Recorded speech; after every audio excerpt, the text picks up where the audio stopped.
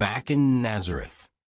After the long journey through the Roman Empire and Mesopotamia, in which Jesus had become acquainted with many different kinds of people and had carefully studied many different cultures, he made his final decision regarding his life mission.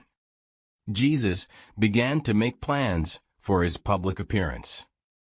Jesus deliberately went back to his native land of Palestine to pave the way among his own people to the heart of his heavenly Father.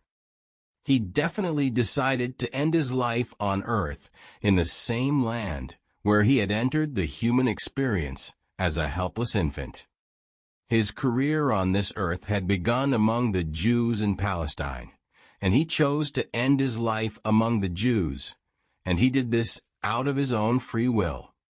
After saying goodbye to his Indian friends at the Persian Gulf, he traveled back to Galilee by land. After a weeks-long journey by camel caravan, he arrived in Capernaum, where he made only a brief visit to Zebedee's family.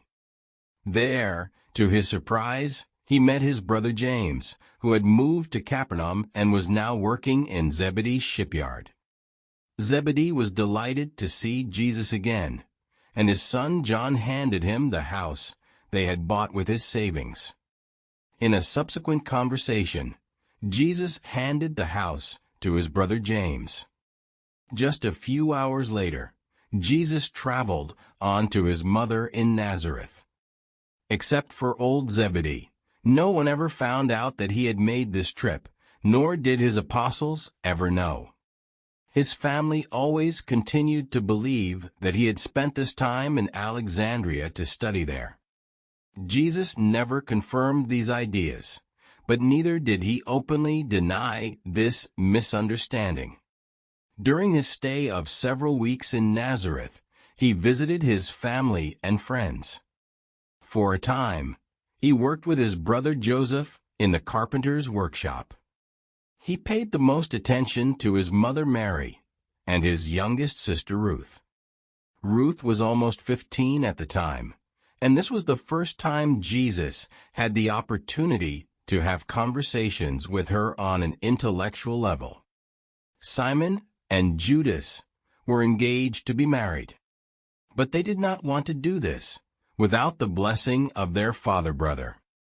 So they had postponed their weddings until Jesus returned. Simon and Judas married in early March of year 24, with a joint wedding celebration.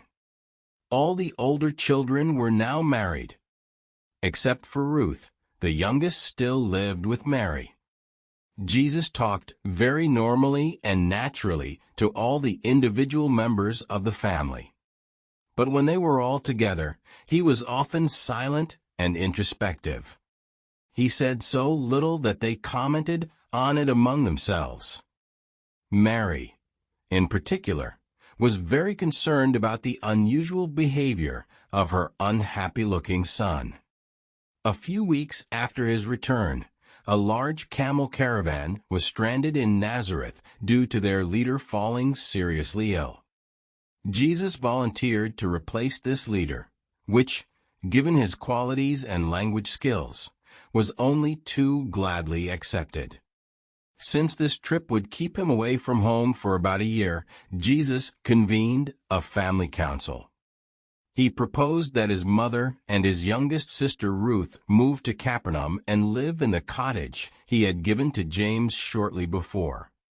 A few days after Jesus traveled with the caravan, they moved to Capernaum, where his mother would live for the rest of her life. His brother Joseph moved with his family into the old house in Nazareth.